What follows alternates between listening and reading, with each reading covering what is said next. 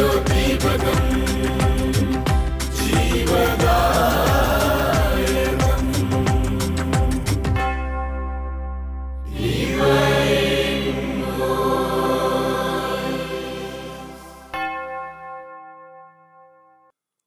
മിശിഹായ്ക്ക് സ്തുതിയായിരിക്കട്ടെ.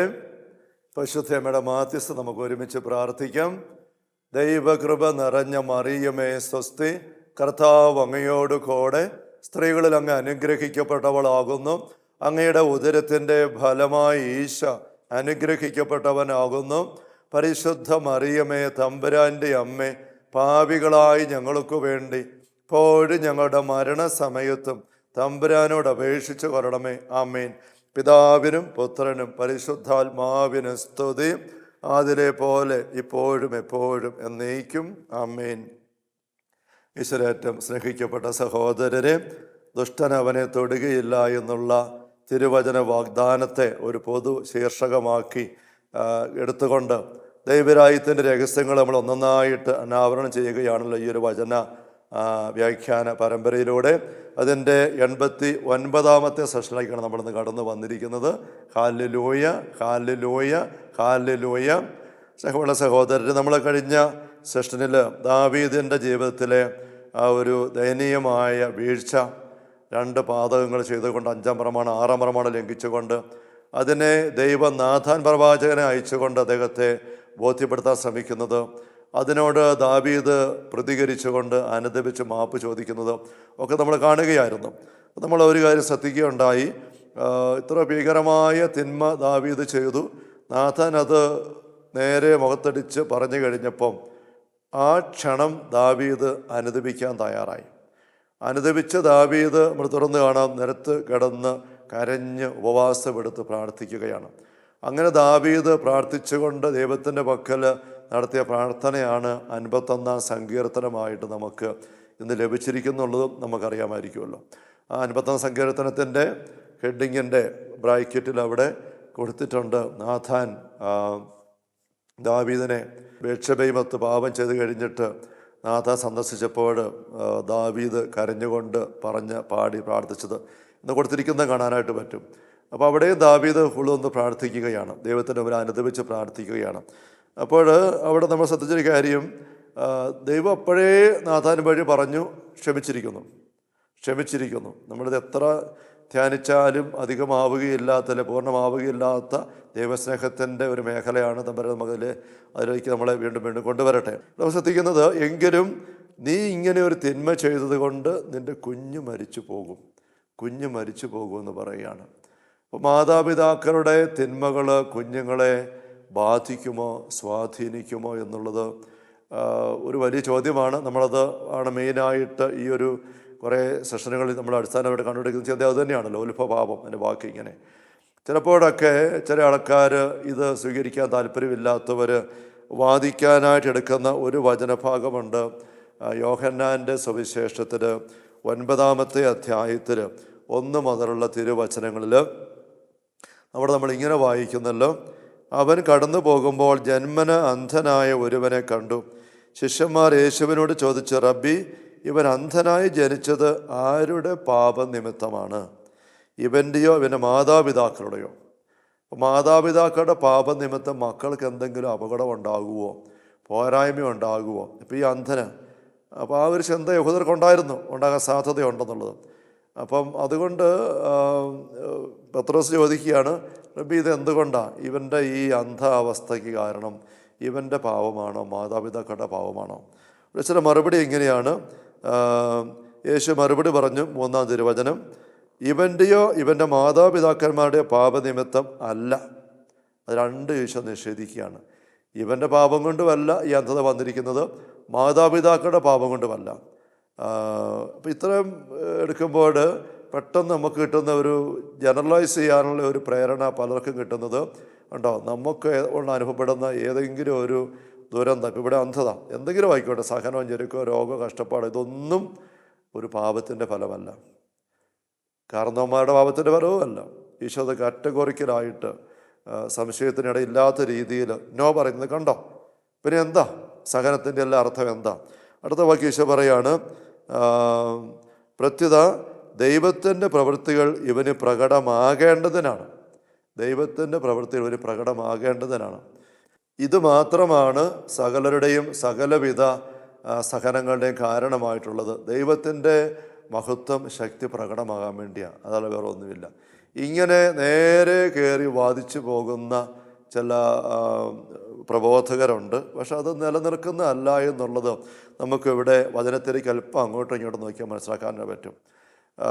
ഇപ്പം ഇവിടെ ഇത് പറയാൻ കാരണം എന്താ? ഈ അന്ധൻ്റെ കാര്യത്തിൽ, ഈ പറഞ്ഞ പ്രത്യേക അന്ധൻ്റെ കാര്യത്തിൽ അവൻ്റെ പാപവും ഇവിടെ കാരണമായിട്ടില്ല, കാരണവന്മാരുടെ പാപവും കാരണമായിട്ട് ദൈവത്തിൻ്റെ മഹത്വത്തിന് വേണ്ടിയിട്ടാണ്.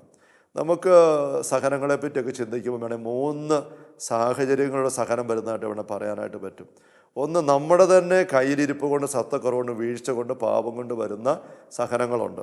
ഇവിടെ യോഹന്നാൻ സുവിശേഷത്തിൽ തൊട്ട് പുറകിൽ 5-ാമത്തെ അധ്യായത്തിൽ നമ്മൾ കാണുന്നുണ്ട് ബേത്സൈദ കുളക്കരയിലെ രോഗശാന്തി. 38 വർഷമായി തറവാത രോഗം പിടിപെട്ട് കുളത്തിൻ്റെ കരയിൽ കിടന്നിരുന്ന വ്യക്തിക്ക് സൗഖ്യം കൊടുക്കും, നമുക്കറിയാമല്ലോ. അത് കഴിഞ്ഞിട്ട് അപ്പം ഈശോ ആൾക്കൂട്ടത്തിന് മറഞ്ഞു. അതുകൊണ്ട് ഈശോയെ ആരാണെന്ന് കൃത്യമായിട്ട് തിരിച്ചറിയാൻ ഇങ്ങർക്ക് പിന്നെ സാധിച്ചില്ല. പിന്നീട് ഒരിക്കൽ 14-ാം വാക്യം, യോഹന്നാൻ 5:14, പിന്നീട് യേശു ദേവാലയത്തിൽ വെച്ച് അവനെ കണ്ടപ്പോൾ പറഞ്ഞു, ഇതാ നീ സൗഖ്യം പ്രാപിച്ചിരിക്കുന്നു, കൂടുതൽ മോശമായതൊന്നും നിനക്ക് സംഭവിക്കാതിരിക്കാൻ മേലിൽ പാപം ചെയ്യരുത്. അപ്പോൾ കൂടുതൽ മോശമായതൊന്നും നിനക്ക് സംഭവിക്കാതിരിക്കാൻ മേലിൽ പാപം ചെയ്യരുത് എന്ന് പറയുമ്പോൾ അർത്ഥം എന്താ? ഇപ്പം ഇത്രയും നാൾ 38 വർഷം ഒരു മോശമായ അവസ്ഥയിൽ, രോഗാവസ്ഥയിൽ ആ വ്യക്തി കഴിഞ്ഞുവെങ്കിൽ അതിന് കാരണമായിട്ട് അവൻ്റെ തന്നെ ജീവിതത്തിൽ എന്തോ പാപത്തിൻ്റെ പഴുതുകൾ ഇടവരുത്തിയിട്ടുണ്ട്. അതുകൊണ്ടാണ് ഇത് വന്നു പോയത്. അപ്പം ഇപ്പോൾ അത് 38 വർഷം കൊണ്ട് അത് അത്ര സഹനം വന്നു. ഇപ്പോൾ ഈശോ ഇടപെട്ട് അവർ സൗഖ്യം കൊടുത്തു. അത് ദൈവത്തിന് നന്ദി പറയണം. പക്ഷേ അതുകൊണ്ട് മാത്രമല്ല ആയില്ല. ഇനിയും അവൻ പഴയ രീതിയിൽ പാപത്തിലേക്ക് പോകാനാണ് ഇടവരുന്നതെങ്കിൽ ഇതേ രീതിയിലുള്ള രോഗാവസ്ഥ മാത്രമല്ല, ഇതിലും മോശമായത് നിനക്ക് സംഭവിക്കാം. കൂടുതൽ മോശമായത് സംഭവിക്കാതിരിക്കാൻ ഇനി പേര് പാപം ചെയ്യരുത്. അപ്പം പാപവും നമ്മുടെ ജീവിതത്തിലെ തകർച്ചകളുമായിട്ട് ബന്ധം ഒന്നുമില്ല എന്ന് നമുക്കൊരിക്കലും പറയാനായിട്ട് പറ്റത്തില്ല. നമ്മൾ പഴയ നിയമത്തിലെ സങ്കീർത്തനങ്ങളൊക്കെ നോക്കുമ്പോൾ പാപം മറച്ചു വെച്ചുകൊണ്ടൊക്കെ നീങ്ങുന്ന വ്യക്തികൾ രോഗത്തിലേക്ക് പോകുന്നതായിട്ടൊക്കെയുള്ള വചനഭാഗങ്ങൾ നമുക്ക് കാണാനായിട്ട് പറ്റും. നമുക്ക് സമയക്കുറവുള്ളതുകൊണ്ട് നമ്മൾ അങ്ങോട്ട് കടക്കുന്നില്ല. പാവം മറച്ചു വെച്ചപ്പോൾ ഞാൻ രോഗഗ്രസ്തവൻ്റെ അസ്ഥികളിൽ സൗഖ്യമില്ലെന്നായി എന്നൊക്കെ സങ്കീർത്തനം പറയുന്നത് കാണാം. പാപം ഏറ്റു പറഞ്ഞപ്പോൾ അവിടുന്ന് ക്ഷമിച്ചു, അപ്പോൾ എൻ്റെ ശരീരത്തിൽ ഇങ്ങനെ ഉണർവ്, ഉന്മേഷം വന്നു. അതുകൊണ്ട് രോഗാവസ്ഥയിൽ നിൻ്റെ പാപങ്ങൾ ഏറ്റു പറയുക. തറവാത രോഗിക്ക് സൗഖ്യം കൊടുക്കുന്ന സംഭവം ലൂക്ക 5 നമ്മൾ വായിക്കുമ്പോഴും ഈശോ പഠിപ്പിക്കുന്ന അങ്ങനെയാണല്ലോ. ലൂക്കായുടെ സുവിശേഷത്തിൽ 5-ാമത്തെ അധ്യായത്തിൽ തളവാത രോഗിക്ക് സൗഖ്യം കൊടുക്കുന്ന രംഗം വരുമ്പോഴും നേരെ അവനെ കിടക്കയും എടുത്ത് വീട്ടിലേക്ക് പോവുക എന്ന് പറഞ്ഞു വിടുക അല്ല ഈശോ ചെയ്യുന്നത്. മറിച്ച് ആദ്യം അവൻ്റെ പാപം മോചിക്കുകയാണ്. അവിടെ തർക്കമുണ്ടാകുന്നുണ്ട്. പക്ഷെ ആ തർക്കത്തെയൊക്കെ ഈശോ നല്ല ഉത്തരം കൊടുത്ത് കൃത്യമായ പ്രബോധനം കൊടുത്ത് മുന്നോട്ട് പോവുകയാണ്. പക്ഷേ ഈശോയുടെ നിർബന്ധപൂർവ്വം പഠിപ്പിക്കുന്നൊരു കാര്യം, രോഗശാന്തിയും പാപമോചനവുമായിട്ട് ബന്ധമുണ്ട്. പാപമോചനം വഴി ഒരു രക്ഷയാണ് ഈശോ കൊണ്ടുവന്നിരിക്കുന്നത്, നമ്മൾ നേരത്തെ കണ്ടിട്ടുണ്ട്. അപ്പം അതുകൊണ്ട് നമുക്ക് ഇപ്പം ഈ അന്ധയാചകന് ഈ അന്ധത വന്ന് ഭവിച്ചത് അവൻ്റെ പാപനിമിത്തമാണോ എന്ന് യഹൂദർ ചോദിക്കുന്നിടത്ത് അവൻ്റെ പാപനിമിത്തമല്ല എന്ന് ഈശോ ഉത്തരം കൊടുക്കുന്നത് അവൻ്റെ മാത്രം കാര്യത്തെക്കുറിച്ചാണ്. അതെല്ലാവരുടെയും കാര്യത്തിൽ ഒരുപോലെ അത് അപ്ലൈ ചെയ്യേണ്ട ഒരു വചന പ്രബോധനം അല്ല എന്ന് നമ്മൾ മനസ്സിലാക്കണം. മറ്റത് ഇവൻ്റെ മാതാപിതാക്കളുടെ പാപനിമിത്തമാണോ, അതുമല്ല ഈശോ പറഞ്ഞല്ലോ. അപ്പോൾ മാതാപിതാക്കളുടെ പാപം ഒന്നും മക്കളിലേക്ക് സ്വാധീനിക്കുകയില്ല എന്നുള്ളൊരു വ്യാഖ്യാനത്തിൻ്റെ അടിസ്ഥാനമായിട്ട് അവനത്തെ വിഷമം എടുക്കാൻ പറ്റുകയില്ല. മാതാപിതാക്കന്മാരുടെ പാപം ഒന്നും മക്കളെ ഒട്ടും സ്വാധീനിക്കുകയില്ല എങ്കിൽ നമുക്കറിയാമല്ലോ ഉത്ഭവപാപം ആ ഒരു ആശയം തന്നെ വരികയല്ല. ആദവും പാപം ചെയ്തോ, അവർ മാത്രം പരദേശിക്ക് പുറത്തു പോകട്ടെ, അവരുടെ മക്കൾ പരദേശിയെ വസിക്കട്ടെ, നമ്മളെന്തിനാണ് പുറത്തു പോകുന്നത്? ആദ്യം മാതാപിതാക്കൾ പാപം ചെയ്തു, പക്ഷേ നമ്മൾ അനുഭവത്തിൽ കാണും നമ്മളെല്ലാവരും പുറത്തായി. നമ്മളെല്ലാവരും ആസക്തിക്ക് അടിപ്പെട്ടവരായിട്ട് മാറി. അതാണ് സഭയുടെ ഔദ്യോഗിക പ്രബോധനം നമ്മൾ വ്യക്തമായിട്ട് കണ്ടുവന്നതാണ്. അതുകൊണ്ട് മാതാപിതാക്കളുടെ പാവം മക്കളെ ഒരു തരത്തിൽ സ്വാധീനിക്കില്ല എന്നുള്ള ഒരു വാദഗതിക്ക് ഈ യോഹന്നാൻ സുവിശേഷം 9-ാം അധ്യായത്തിലെ ആദ്യ വാക്യങ്ങൾ ഒരിക്കലും പ്രസക്തമല്ല, അടിസ്ഥാനമായിട്ട് എടുക്കാൻ പറ്റുകയില്ല എന്ന് നമ്മൾ മനസ്സിലാക്കണം. ആ ഒരു വാദഗതിക്ക് അവിടെ അടിസ്ഥാനമില്ല. മറിച്ച് ആ ഒരു അന്ധൻ്റെ വിഷയത്തിന് അത് രണ്ടുമല്ലായിരുന്ന കാരണം ദൈവത്തിൻ്റെ മഹത്വം പ്രകടമാകുന്നതിന് വേണ്ടിയിട്ടാണ്. അപ്പോൾ 3 രീതിയിൽ സഹനങ്ങൾ ഉണ്ടാകാമെന്ന് പറയുമ്പോൾ, ഒന്ന് നമ്മുടെ തന്നെ തിന്മ കൊണ്ട്. നമ്മൾ വെറുതെ വഴിയെ നടന്നു പോകുമ്പോൾ കണ്ണ് പടച്ച് നടന്നു കഴിഞ്ഞാൽ കുഴിക്കകത്തോട്ട് മറിഞ്ഞ് വീണു കാലൊടിയുന്നു. നമ്മുടെ തിന്മ കൊണ്ട് വരുന്ന അപകടമല്ലേ? കള്ള് കുടിച്ച് വണ്ടി ഓടിക്കുന്നു, അപകടം ഉണ്ടാക്കുന്നു. അതിൻ്റെ ദുരന്തം നമ്മൾ തന്നെ വരുത്തി വെക്കും നമ്മുടെ മേൽ തന്നെ.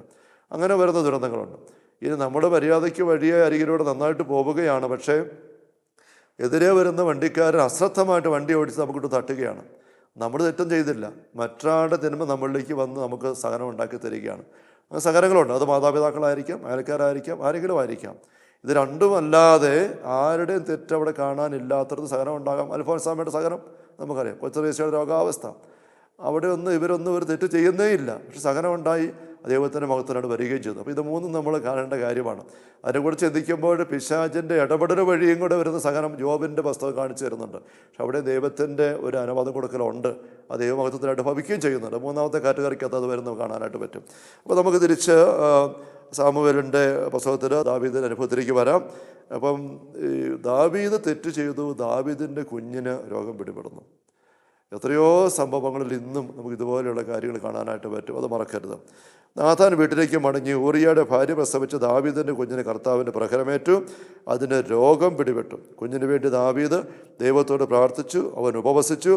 രാത്രി മുഴുവനും മുറിയിൽ നിരത്ത് കിടന്നു. കൊട്ടാരത്തിലെ ശ്രേഷ്ഠന്മാർ അവനെ നിരത്ത് നിന്ന് എഴുന്നേൽപ്പിക്കാൻ ശ്രമിച്ചു, അവനത് കൂട്ടാക്കിയില്ല. അവരുടെ ഭക്ഷണം കഴിച്ചുമില്ല. 7-ാം ദിവസം കുഞ്ഞും മരിച്ചു. 7 ദിവസം മുഴുവനും ദാവീദ് ഉപവാസമെടുത്ത് നിലത്ത് കിടന്ന് കരഞ്ഞ് 51-ാം സങ്കീർത്തനത്തിൽ നമ്മൾ കാണുന്ന പോലെ പ്രാർത്ഥിച്ചിട്ടും ആ കുഞ്ഞ് മരിക്കുകയാണ്. ദൈവം എന്തുകൊണ്ട് അത്രയും ക്രൂരത കാണിച്ച് നമുക്ക് തോന്നിപ്പോകും. ഇവിടെ നമ്മൾ ശ്രദ്ധിക്കണം. താഴേക്ക് വായിച്ചു വരുമ്പം കുഞ്ഞ് മരിച്ചു കഴിഞ്ഞപ്പോഴേക്കും ജോലിക്കാരിങ്ങനെ അടക്കം പറയുകയാണ്. കുഞ്ഞിന് അസുഖമായപ്പോൾ തന്നെ അവൻ ഇതുപോലെ വിഷമം കാണിച്ചെങ്കിലും മരിച്ചെന്ന് പറഞ്ഞാൽ എന്തോ ഒരു വിഷമമായിരിക്കും കാണിക്കുമ്പോൾ എങ്ങനെ പറയും, വളരെ സാഹസം കാണിക്കുമോ? അപ്പോൾ ജോലിക്കാരടക്കം പറയുന്നത് കണ്ടപ്പോൾ ദാവീദിന് മനസ്സിലായി, ബുദ്ധിമാനാണല്ലോ, കുഞ്ഞിന് എന്തോ സംഭവിച്ചു, കുഞ്ഞ് മരിച്ചോ? ദാവീദ് ചോദിച്ചു. ഉടനെ അവർ പറഞ്ഞു മരിച്ചു. അപ്പോൾ ദാവീദിൻ്റെ പെരുമാറ്റം അവരെ ആശ്ചര്യപ്പെടുത്തുകയാണ്. ദാവീദ് ഉടനെ തറയിൽ നിന്ന് എഴുന്നേറ്റ് ഇരുതാൻ വായിക്കും, കുളിച്ച് തൈലം പൂശി വസ്ത്രം മാറി ദേവാലയത്തിൽ ചെന്ന് ആരാധിച്ചു, ദൈവത്തോട് പ്രാർത്ഥിക്കുകയാണ്. എന്ത് പറഞ്ഞ് പ്രാർത്ഥിച്ചു കാണും? ദൈവത്തിൻ്റെ പകരം പരാതിയാണോ, നിരാശയാണോ, വഴക്കാണോ? അല്ല, ദൈവമേ, ഈ സഹനം വേദന ഞാൻ അർഹിക്കുന്നതാണ്. അനുദപിക്കുന്ന കള്ളൻ്റെ മനസ്സ് ഇവിടെ നമ്മൾ ഓർത്തു പോവുകയാണ്. കൂടെ കിടക്കുന്ന കള്ളൻ, അനുദപിക്കാത്ത കള്ളൻ ഈശോയെ നിന്ദിച്ചുകൊണ്ട് സംസാരിക്കുമ്പം അനുദപിച്ച കള്ളനും നമ്മുടെ പാപങ്ങൾക്ക് തക്ക ശിക്ഷയാണ് ഈ സഹനം. ഇവനാകട്ടെ ഒരു പാപം ചെയ്തിട്ടില്ല, നമ്മളിത് അർഹിക്കുന്നതാണ്. അതുകൊണ്ട് ഈ സഹനത്തെക്കുറിച്ച് നമ്മൾ പരാതിപ്പെടരുത്. എന്നിട്ട് അവൻ ഈശോയോട് ആവശ്യപ്പെടുന്നത്, കർത്താവേ, നിൻ്റെ രാജ്യത്തിൽ എന്നെ ഓർക്കണമേ. അവന് വേറെ പരാതിയില്ല. അപ്പോൾ അവൻ പാപം ചെയ്തിട്ടുള്ള വ്യക്തിയാണ്, അവനെ അന്യായമായിട്ട് കുറിച്ച് തറച്ചതല്ല. അവൻ തന്നെ പറയുന്നുണ്ട്, നമ്മുടെ പാപങ്ങൾക്ക് തക്ക ശിക്ഷയാണ്, അവന് ബോധ്യമുണ്ട്. പക്ഷെ ആ ശിക്ഷയുടെ അനുഭവത്തെ അവന് സമചിത്തതയോടെ സന്മനസ്സോടെ സ്വീകരിച്ചു എന്നുള്ളതാണ്. അതാണ് അവൻ്റെ മെരിറ്റ്. ആ ഒരു മെരിറ്റ് നമുക്ക് ഇവിടെ ദാവീദിൻ്റെ കാര്യത്തിൽ കാണാനായിട്ട് പറ്റും. ഈ കുഞ്ഞ് മരിച്ചു കഴിയുമ്പോൾ ആ വേദന ദാവീദ് സ്വീകരിച്ചു. ദൈവത്തിൻ്റെ പക്കലെത്തി പരാതിപ്പെടാനല്ല, വഴക്കുണ്ടാക്കാൻ, നിരാശപ്പെടാനല്ല, എളിമയോടെ അംഗീകരിക്കാൻ, മാപ്പ് ചോദിക്കാൻ, ആ അനുഭവത്തിൽ നിന്ന് പഠിക്കാൻ, ഇനി അങ്ങനെ ഉണ്ടാവില്ലെന്ന് ഉറപ്പ് കൊടുക്കാൻ. തിരിച്ചു വന്ന് ഭക്ഷണം കഴിച്ചു. പിന്നെ ബത്ശബയെ കണ്ട് സംസാരിച്ചു, അവളെയും ആശ്വസിപ്പിച്ചു എന്ന് പറഞ്ഞിരിക്കുകയാണ്. ആശ്വസിപ്പിച്ചു എന്ന് പറഞ്ഞിരിക്കുക. ആശ്വസിപ്പിച്ചത്, എടി, ഇത് എൻ്റെ തെറ്റാണ്, ഞാൻ രാജാവായിരിക്കും, എന്നെ അങ്ങനെ പാവത്തിൽ കൊണ്ടുപോകാൻ പാടില്ലായിരുന്നു. ആ സമയം നിൻ്റെയും തെറ്റാണ്, നീ അത് വഴങ്ങാൻ പാടില്ലായിരുന്നു. അതിനെ കുറ്റപ്പെടുത്തുകയല്ല, പക്ഷേ നമ്മുടെ തെറ്റ് നമുക്ക് ഏറ്റുപറയാം. നമുക്ക് ഈ വേദന, സഹനം സ്വീകരിക്കാം. ദൈവത്തിൻ്റെ കാര്യങ്ങളിൽ പരിഹാരമായിട്ട് ഇനി നമുക്ക് ദൈവത്തിൻ്റെ വഴിയിൽ മാത്രം നടക്കുവാനായിട്ട് ചിട്ടയെടുക്കാം, ജാഗ്രതയെടുക്കാം. അങ്ങനെ വിവേകത്തോടുകൂടെ അവളെ ചേർത്ത് പിടിച്ച് മുന്നോട്ട് പോയി. അവർക്ക് പിന്നൊരു കുഞ്ഞുണ്ടാവുകയാണ്, സോളമൻ. കർത്താവിനെ സ്നേഹിച്ചു എന്ന് പറയുകയാണ്. ഇത്രയും കുരുത്തക്കേട് കാണിച്ചതല്ല, അവിടെ ഇനി അവരുടെ മക്കളെ ഞാൻ സ്നേഹിക്കുകയല്ല, അങ്ങനെയല്ല. ദൈവത്തിന് ഒരിക്കലും ആരെയും വെറുക്കാൻ പറ്റത്തില്ല. ദൈവം ആരെയും ഒരിക്കലും അകറ്റി വെക്കുകയാണ്, ഉപേക്ഷിക്കാനും. ദൈവത്തിന് എപ്പോഴും സ്നേഹിക്കാൻ മാത്രമേ പറ്റുള്ളൂ. ആ ദൈവ സ്നേഹമാണ്. അപ്പോൾ ദാവീദിൻ്റെ ഈ ഒരു മനോഭാവം, സ്നേഹമുള്ള സഹോദരങ്ങളെ, നമ്മൾ നമ്മുടെ ജീവിതത്തിൽ പലപ്പോഴും അനുവർത്തിക്കേണ്ടതായിട്ടുണ്ട്. നമ്മളുടെ തെറ്റുകൾ കൊണ്ട് തന്നെ നമ്മൾ എന്തെല്ലാം ദുരന്തങ്ങൾ നമ്മുടെ ജീവിതത്തിലേക്കും നമ്മുടെ ജീവിത സാഹചര്യങ്ങളെ കുടുംബത്തിലേക്ക് വരുത്തി വെക്കുന്നുണ്ട്. നമ്മൾ അനുദപിച്ചു തിരുത്തി അതോടുകൂടി ആ സഹനമെല്ലാം പൂർണ്ണമായിട്ട് മാറിക്കിട്ടണം എന്നുള്ള ധർമ്മത്തിലേക്ക് പോകരുത്. അത് മാറിക്കിട്ടട്ടെ, ദൈവം അത് മാറ്റിത്തരാൻ ഇടവരട്ടെ. പ്രാർത്ഥനയിലൂടെ കുറവ് ഒഴുകുമെന്നറിയുമ്പം ആ വേദനയും സഹനവും എല്ലാം പരിഹരിക്കപ്പെടട്ടെ. എങ്കിലും ചില വേദനകളും സഹനങ്ങളും ഒക്കെ നമ്മൾ എത്ര അനുഭവിച്ചാലും ഒരു പരിഹാര ചൈതന്യത്തോടെ നമ്മൾ സ്വീകരിച്ചുകൊണ്ട് പോകേണ്ടതായിട്ടുണ്ട്. നമ്മൾ കഴിഞ്ഞ സെഷൻ പറയുകയുണ്ടായി, ധൂർത്തപുത്രൻ വന്ന് കയറിക്കഴിഞ്ഞപ്പോൾ അവൻ്റെ മുഷിഞ്ഞ വസ്ത്രവും ഈ ചെരുപ്പില്ലാത്ത അവസ്ഥ, നഖം നീണ്ട്, മുടി വളർന്ന് മുരഞ്ഞ്, ഇതെല്ലാം ഒന്ന് കഴുകി വൃത്തിയാക്കാൻ വേണ്ടിയിട്ട് ജോലിക്കാരെ ഏൽപ്പിച്ചു. അപ്പൻ ദാസന്മാരെ ഏൽപ്പിച്ചു. അപ്പോൾ ദാസന്മാരുടെ പക്കൽ ചെന്നിട്ട് അവരുടെ കൂടെ ആയിരുന്നുകൊണ്ട് ഇങ്ങനെ ശുദ്ധീകരിക്കപ്പെടുന്ന ഒരു അനുഭവം, ഇത് ശുദ്ധീകരണ സ്ഥലത്തിൻ്റെ ഒരു സൂചനയാണ് എന്ന് പറയുകയുണ്ടായി. അതൊരു ഘട്ടം. ഇനി അത് കഴിഞ്ഞാലോ അവനങ്ങനെ നല്ല ഉടുപ്പുമെല്ലാം ഇട്ട് വന്ന് കയറിയാൽ തന്നെയും അവന് 2 വർഷം മുമ്പ് വീട്ടിൽ നിന്ന് ഇറങ്ങിപ്പോയപ്പോൾ നല്ല ചുമന്ന് തുടുത്ത് രാജകുമാരനെ പോലെ ആയിരുന്ന ആളല്ലേ. ഇപ്പം വന്ന് കയറിയത് എങ്ങനെയാണ്? ഈ ചെളിയെല്ലാം കളഞ്ഞെന്ന് പറഞ്ഞാലും അവൻ്റെ ശരീരം എല്ലും തോലുമായിട്ട് മെലിഞ്ഞ് വല്ലാണ്ടായിരിക്കുന്നത്. അത് ആ അപ്പന് ചേർന്ന, അവൻ്റെ ജ്യേഷ്ഠന് ചേർന്ന ഒരു സൗഷ്ഠവത്തിലേക്ക്, ആ ഒരു സൗന്ദര്യ നിറവിലേക്ക് വരണമെങ്കിൽ അവൻ എത്ര നാൾ ഈ വീട്ടിൽ അപ്പനോടൊത്ത് സമാധാനത്തിലും ആ സ്നേഹം അനുഭവിച്ചും നല്ല ഭക്ഷണം കഴിച്ചും വിശ്രമിച്ചും ഒക്കെ അങ്ങനെ നീങ്ങിയാലാണ് അവൻ്റെ ശരീരവും മനസ്സും എല്ലാം വീണ്ടും പഴയ പോലെ തെളിച്ചത്തിലേക്കും ഒരു കരുത്തിലേക്കും വരിക. അത് സമയമെടുക്കും. അപ്പോൾ ഇതെല്ലാം കൂടെ കൂട്ടിയുള്ള ഒരു സമയമെടുക്കലാണ് നമ്മൾ ഈ ഒരു ശുദ്ധീകരണ സ്ഥല അനുഭവം എന്ന് പറയുന്നത്. അതേസമയം പിതാക്കന്മാർ ചൂണ്ടിക്കാണിക്കുന്ന ഒരു കാര്യമുണ്ട്. ഈ ശുദ്ധീകരണ അനുഭവം മരിച്ചു കഴിഞ്ഞ് മാത്രം നമുക്ക് സ്വന്തമാക്കാവുന്ന ഒന്നല്ല. നമ്മൾ ഭൂമിയിലായിരിക്കുമ്പോൾ തന്നെ നമുക്ക് സ്വന്തമാക്കാനായിട്ട് പറ്റും. എങ്ങനെ? അതിൻ്റെ ഒരു ചിത്രമാണ് വീണ്ടും നമ്മൾ ഈ അനുദപിച്ച കള്ളനെ പറ്റി കാണുമ്പം ഈശോയോട് പറഞ്ഞു, നീ ഇന്ന് എന്നോടുകൂടെ പരദീസ്യനായിരിക്കും. അവൻ ഒരുപാട് തെറ്റ് ചെയ്ത വ്യക്തിയാണ്, അവൻ തന്നെ സമ്മതിക്കുന്നുണ്ട്. അങ്ങനെ അത്രയും തെറ്റ് ചെയ്ത വ്യക്തിയെ അന്ന് തന്നെ സ്വർഗത്തിൽ പ്രവേശിക്കുന്ന വ്യക്തിയായിട്ട് ഈശോയ്ക്ക് പ്രഖ്യാപിക്കാൻ എങ്ങനെ സാധിച്ചു? അതൊരു വലിയ ചോദ്യമാണ്. അതിന് പല ഉത്തരങ്ങളൊക്കെ അവിടെ ഇവിടെ ഉണ്ട്. പക്ഷേ ചില പിതാക്കന്മാർ പറയുന്ന ഒരു ഉത്തരം കൃത്യമായിട്ട് എനിക്കൊരു ബോധ്യപ്പെട്ട് കിട്ടുന്നത്, അവൻ തൻ്റെ ശുദ്ധീകരണ അനുഭവമായിട്ട് ആ കുരിശിലെ സഹനം മുഴുവനെ സ്വീകരിച്ചു എന്നുള്ളതാണ്. ആ കുരിശിലെ അവൻ്റെ സഹനം അത് നിസ്സാരമല്ല. ആണിയിൽ തറയ്ക്കപ്പെട്ട് തൂങ്ങിക്കിടന്നുകൊണ്ട് ചോരയെ കുടിച്ച് പെടയുകയാണ് ആരോഗ്യമുള്ള മനുഷ്യൻ. അങ്ങനെ പെടഞ്ഞ് അവസാനം അവൻ്റെ മുഴങ്കാലുകൾ തല്ലി തകർക്കപ്പെട്ട അവസ്ഥയിൽ അവൻ മരിക്കുകയാണ്. ആ വേദനയിൽ ഒരു കഷ്ണം പോലും, ഒരു ചെറിയ അംശം പോലും അവന് പരാതിയോടുകൂടി അല്ല സ്വീകരിക്കുന്നത്. എല്ലാം അവൻ അറിഞ്ഞുകൊണ്ട് സ്വീകരിച്ചു. അതാണ് അവൻ്റെ പ്രായശ്ചിത്താല ശുദ്ധീകരണ അനുഭവം. അതുവഴിയിട്ട് അവന് വളരെയധികമായിട്ട് ആത്മീയ നിറവിലേക്ക്, ദൈവോത്തര അവസ്ഥയിലേക്ക് പെട്ടെന്ന് കയറി വരികയാണ്. പിതാക്കന്മാർ ഇതേപ്പറ്റി പറയും, നമ്മൾ ഈ ഭൂമിയിലായിരിക്കും മരണത്തിന് മുമ്പ് ഉള്ള സമയത്ത് നമ്മൾ സ്വമനസ്സ ഏറ്റെടുക്കുന്ന ഒരു സഹനത്തിൻ്റെ വില, നമ്മൾ മരിച്ചു കഴിഞ്ഞ് ദൈവത്തിന് വേണ്ടി ശുദ്ധീകരണ അവസ്ഥയിൽ കാത്തു കിടക്കുന്ന നാളുകളിലെ സഹനത്തിൻ്റെ വിലയേക്കാൾ 1000 ഇരട്ടി കൂടിയതാണ്. അല്ലെങ്കിൽ മരിച്ചു കഴിഞ്ഞിട്ട് 1000 ദിവസം ശുദ്ധീകരണ അവസ്ഥയിൽ കഴിയുന്നതിനേക്കാൾ നമുക്ക് മെച്ചമാണ് ഭൂമിയിലായിരിക്കുമ്പം നമ്മൾ ശുദ്ധീകരണ മനോഭാവത്തോടെ പ്രായശ്ചിത്ത ചൈതന്യത്തോടെ ചെലവഴിക്കുന്ന ഒരു ദിവസം എന്ന് പിതാക്കന്മാർ പറയും. അതോടൊപ്പിച്ച് തന്നെ ചില പിതാക്കന്മാർ വീണ്ടും ചൂണ്ടിക്കാണിക്കുന്നുണ്ട്. അതുകൊണ്ടാണ് മരണത്തിന് മുമ്പ്, മരണത്തോടനുബന്ധമായിട്ട് ചില രോഗങ്ങൾ, ചില ചികിത്സാവിധികൾ, ഇനി അതൊന്നും ഉണ്ടായില്ല വാർദ്ധക്യത്തിൻ്റെ അവശതകളും ഒക്കെ ആയിട്ട് നീങ്ങാൻ ഒരു കാലഘട്ടം ദൈവം നമുക്ക് തരുന്നത്. ആ ഒരു കാലഘട്ടത്തിൽ നമ്മൾ നീങ്ങുമ്പോൾ അവയോടുള്ള ആ സഹനങ്ങൾ, ഞെരുക്കങ്ങൾ വരുമ്പം അതിനോട് മനസ്സുകൊണ്ട് മടുത്തും പ്രതികരിച്ചും മറുതലിച്ചും ഒക്കെ പോകാതെ ഈ വാർദ്ധക്യത്തിൻ്റെ അവശതകൾ, എനിക്ക് ചെവി കേൾക്കത്തില്ല, ഉറക്കമില്ല, ഭക്ഷണം കഴിക്കത്തില്ല, നടുവേദന, വാതവത്, അങ്ങനെ ഒത്തിരി അവശതകൾ വരുമ്പം ഈ അവശതകൾ മുഴുവനും ഈ അനുദപിച്ച കള്ളൻ്റെ മനോഭാവത്തോടുകൂടെ എൻ്റെ ജീവിതത്തിൽ ദൈവത്തിൻ്റെ പക്കൽ ഞാൻ അകന്നുപോയി എന്നെ തന്നെ ദൈവോത്തര സ്ഥാനത്തിൽ നിരക്കാത്ത രീതിയിൽ വൈരൂപ്യമാക്കി കളഞ്ഞ ഓരോ നിമിഷത്തിനും പരിഹാരമായിട്ട് ഈ സഹനം ഞാൻ സ്വീകരിക്കുന്നു.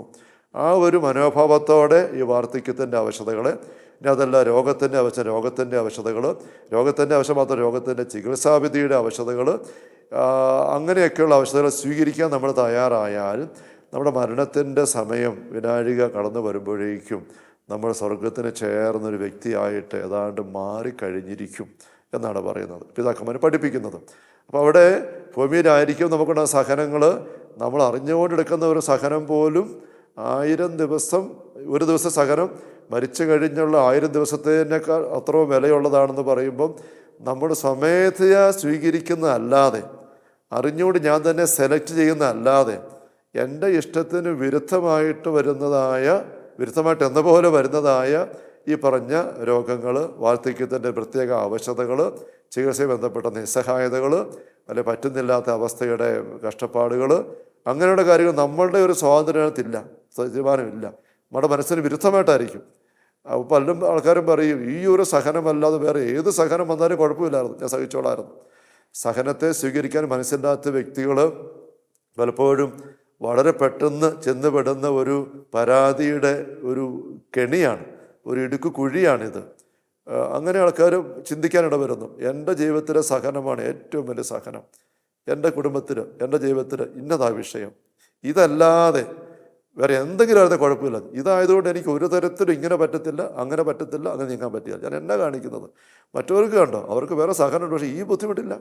അവരെ കണ്ടോ, അവർക്ക് പല ബുദ്ധിമുട്ട്, പക്ഷേ ഈ വിഷമില്ല. ഇവിടെ ഞാനിത് ഇങ്ങനെ കാരണം ഒരു തരത്തിലും എനിക്ക് മേല.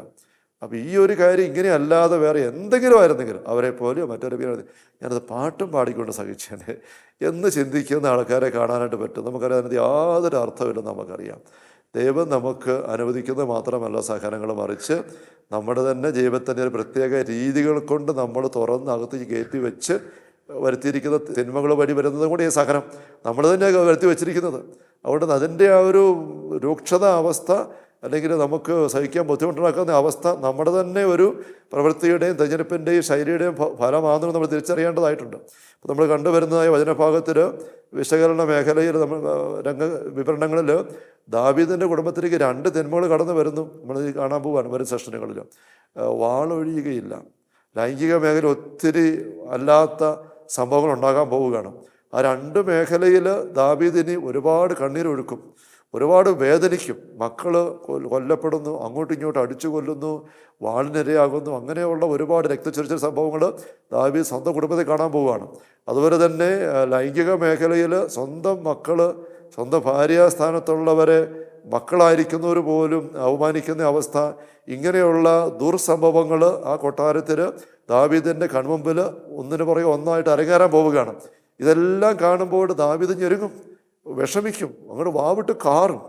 ചിലപ്പോൾ അങ്ങേർക്ക് അന്നേരം പറയാൻ തോന്നിയേക്കും, ദൈവമേ, ഈ ഒരു സഹനമല്ലാതെ വേറെ എന്താണ് ഞാൻ സഹിച്ചേക്കായിരുന്നു, ഈ ഒരു നൊമ്പരമല്ലാതെ വേറെ എന്താണ് കുഴപ്പമില്ലായിരുന്നു എന്ന് പറയുന്നതിൽ ഒരു പക്ഷേ അർത്ഥമില്ല. കാരണം ഈ പ്രത്യേകമായ സഹനത്തിൻ്റെ മേഖലകൾ, പാതകൾ ദാവീദിനെ തുറന്നിട്ട് കൊടുത്ത ആ ഒരു പഴുതിലൂടെ അകത്തേക്കായിട്ട് വന്നിരിക്കുന്നതാണ്. അപ്പോൾ ആ രീതിയിൽ നമുക്ക് കാര്യങ്ങളെ മനസ്സിലാക്കാനായിട്ട് ഈ വചന വെളിപ്പെടുത്തലുകൾ നമ്മളെ സഹായിക്കുകയാണ്. അപ്പോൾ സഹോദരങ്ങളെ, ദുഷ്ടൻ അവനെ തൊടുകയില്ല എന്നുള്ള വചന വാഗ്ദാനം നമ്മൾ സ്വന്തമാക്കാനായിട്ട് നോക്കുമ്പം ആ വചനത്തിൻ്റെ വാഗ്ദാനത്തെ സ്വന്തമാക്കുന്ന ശ്രദ്ധിക്കേണ്ട കാര്യങ്ങൾ ഇങ്ങനെ നമ്മൾ പഴുതടയ്ക്കേണ്ട ഒരുപാട് മേഖലകൾ നമ്മൾ തിരിച്ചറിയേണ്ടതായിട്ടുണ്ട്. നമ്മൾ മടുപ്പിക്കുകയല്ല ചെയ്യേണ്ടത്. ഓരോ പഴുതുകൾ നമ്മളായിട്ടോ പൂർവികരായിട്ടോ തുറന്നു കിടക്കുന്നത് തിരിച്ചറിയുമ്പം അടയ്ക്കാനുള്ള മാർഗം തമ്പുരാൻ അതിനു മുമ്പേ കരുതി വെച്ചിട്ടുണ്ട്. അത് നമ്മൾ തിരിച്ചറിയെടുത്താൽ മാത്രം മതിയാവും. നമുക്കതിലേക്ക് വരും സെഷനിൽ കൂടുതലായിട്ട് കടന്നു വരാം. Hallelujah, hallelujah, hallelujah. കർത്താവ് യേശു മിശിഹായുടെ സമൃദ്ധമായ കൃപയും അനുഗ്രഹങ്ങളും പിതാവായ ദൈവത്തിൻ്റെ അവർണ്ണനീയമായ സ്നേഹവും പരിശുദ്ധാത്മാവായ ദൈവത്തിൻ്റെ നിരന്തരമായ സാന്നിധ്യസഹവാസം, സ്നേഹമുള്ള സഹോദരങ്ങളെ, നാം ഓരോരുത്തരും കൂടെ ഉണ്ടായിരിക്കട്ടെ, എപ്പോഴും എപ്പോഴും എന്നേക്കും. ആമേൻ. ഈശോ മിശിഹായ്ക്ക് സ്തുതിയായിരിക്കട്ടെ.